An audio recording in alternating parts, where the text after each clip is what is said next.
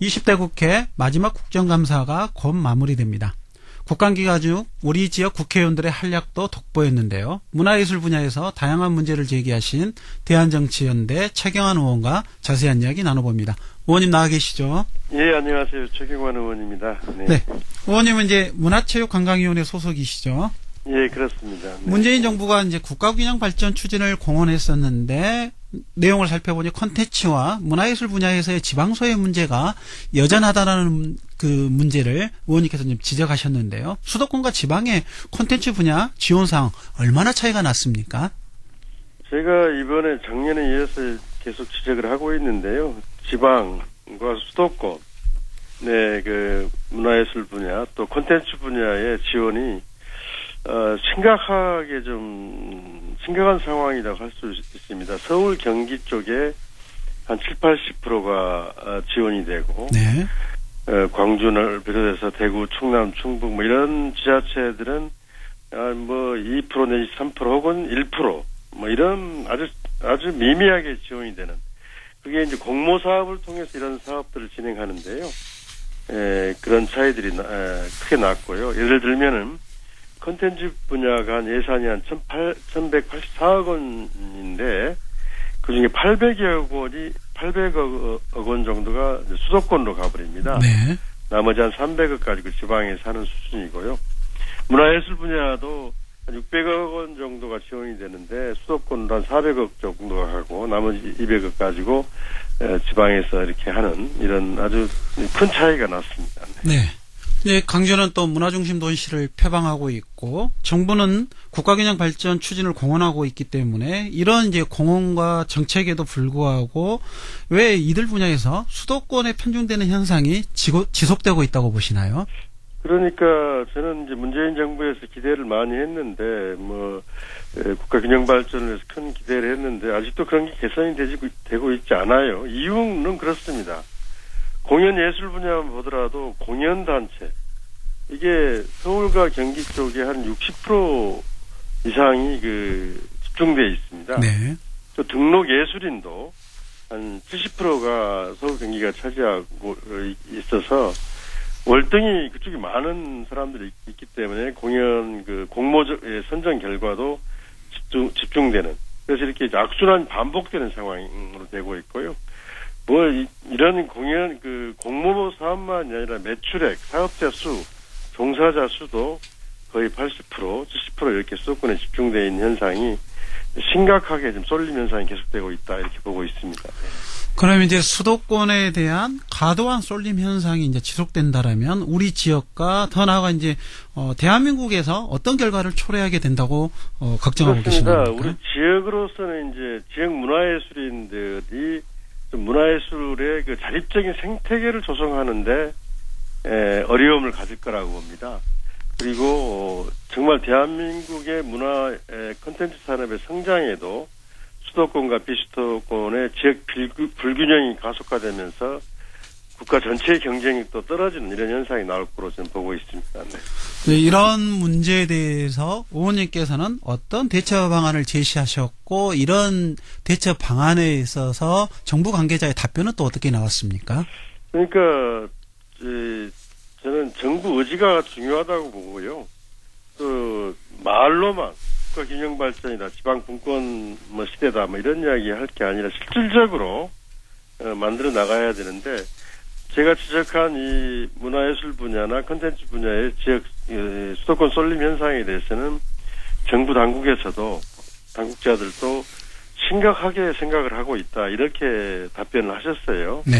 그래서 제가 대안으로 제시하는 것은 정부 지원 사업의 일정 비율을 지방에 배정하는 방식 그리고 지역 맞춤형 사업을 진행하는 방식 이것을 즉 지역의 최소 보장을 하는 방안 이런 방안을 만들어 달라 이런 이야기를 했고 정부에서도 이제 적극 검토하겠다 이런 답변을 받아놓고 있습니다. 네. 그리고 이제 의원님께서 문화재청 국정감사 과정에서 친일 인사들이 살던 가옥들이 국가 등록 문화재로 등록돼서 국민 세금이 투여돼서 보수 관리되고 있지만 이들 가옥의 거주자들 내지는 이 가옥의 그 실소유자들의 친일 행정에 대한 안내가 전혀 없다는 것을 지적해 주셨는데요. 네네. 이런 지적에 대한 어떤 반응이 좀 나왔습니까? 예, 정부에서 이제 친일 인사들이 살던 가옥들이나 이런 시설들을 등록문화재로, 물론 문화재로 이제 보존할 만한 가치가 있어서 그렇겠죠. 그렇지만, 그 문화재가 친일 인사들이 사용했던 시설들이라는 것을 지적함으로써 친일 장제의 청산 문제와 또 역사 바로 알리기 차원에서 적극적으로 필요하다 이런 지적을 한 건데요. 정재숙 문화재청장은 이렇게 답변을 하시더라고요. 명확한 사료로 확인된 친일 인사들에 대해서는 안내판을 세운다든가 혹은 문화재청 홈페이지에서 그 사실을 그런 친일했던 사실들을 적시해서 같이 알리겠다 이런 답변을 얻어놓고 있습니다. 네. 그래서 그런 이제 서울에서만 보면 친일 인사 가옥 5채 등록문화재로 그래서 대표적으로 네. 뭐 이강수의 별장터라든가 친일화가 이상범의 가옥 등에 대한 문제들을 지적하셨네요. 네네. 그러면 이제 예. 이런 가옥들과는 별개로 광주시의 경우는 좀 어떤 현황이었습니까? 그래서 저는 이제 광주시가 했던 사례를 이제 이쪽 국정감사에 소개를 했어요. 네. 그래서 저희 광주시에도 친일 잔재 청산을 위해서 친일 문화재나 시설들에 대해서 단죄비를 세운다 할지 안내편이나 표차를 설치해 가지고 시민들이 이게 그런 시설이구나 하고 호응을 크게 얻고 있는데요. 네. 예를 들면은 광주 공원에 올라가는 계단이 그 광주 신사 일제시대 예. 신사 참배를 위해서 올라가는 계단이거든요. 이게 광주 신사 참배 계단입니다. 이렇게 써놓았습니다. 표차를. 그리고 그 국권 침탈의 협력자들의 내역도 단죄비라는 형식으로 설치됐는데 이걸 소개하면서 서울도 이렇게 다른 지역도 참고했으면 좋겠다 하면서 문화재청이나 이쪽에서 청구하겠다고 해서 좀 관심을 받았습니다. 네. 네. 광주시에서 했던 단죄비가 좀 전국적으로 확산되는 계기가 될 수도 있을 것 같습니다. 예, 그렇습니다. 예. 그리고 이제 의원님께서 또 청소년 도박 연령이 낮아지고 있다는 이런 문제점도 지적하셨는데요. 어떤 내용입니까? 예, 도박 문제는 뭐 성인이나 청소년들이나 이게 점점 심각해지는 사회 문제로 발전을 하고 있는데요.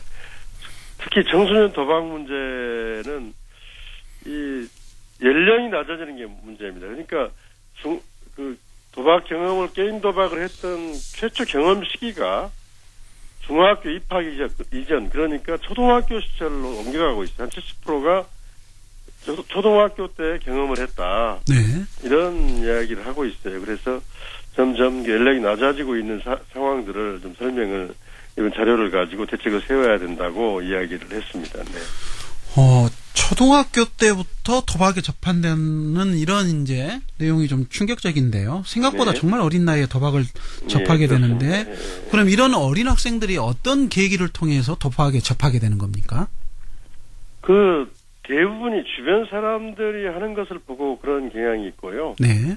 또 이제 친구들, 또 선후배들의 소개로 이렇게 접하게 된다.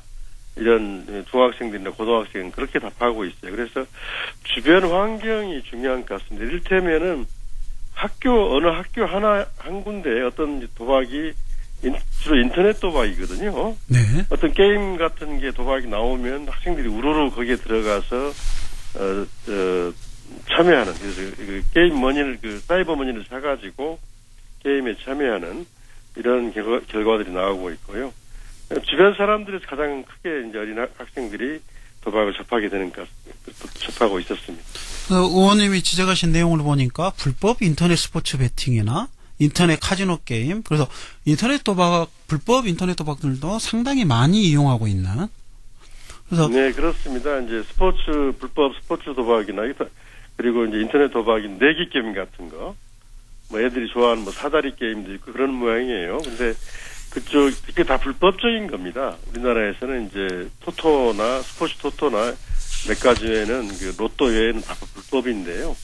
이런 게 청소년들한테 많이 퍼지는 것. 특히 아까 말씀드렸지만 학교에는 청소년 한두 명이 빠지면 학교 전체가 순식간에 도박판이 돼버리는 이런 것들 때문에 상당히 좀 우려가 큽니다. 그럼 이제 이런 문제 해결을 위해서는 어떤 조치가 필요하다고 보시나요?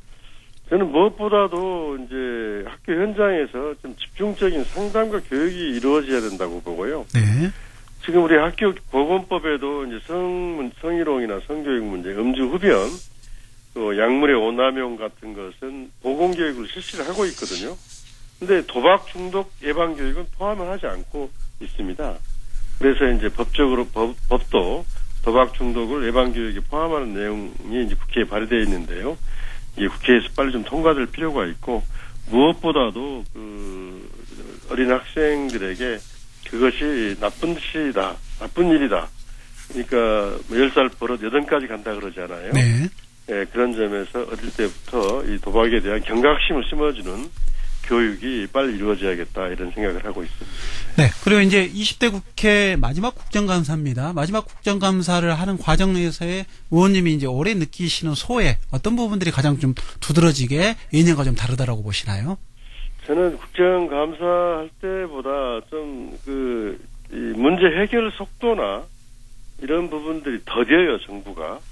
그래서 저는 이제 2년간 문화체육 분야를 했는데 특히 집중적으로 지방과 수도권의 그 격차 문제, 차별 문제를 집중적으로 거론을 하고 있는데 정부에서 문제를 인식하고도 심각하다는 걸 인식하고도 어떤 해결책을 내주지 못하는 이런 상황인데 정말 문재인 정부가 국가 균형 발전, 지방 분권 시대 이걸 강조하는 걸 떠나서 실질적으로 하나하나 문제를 해결하는 이런 태도를 보여줬으면 좋겠다.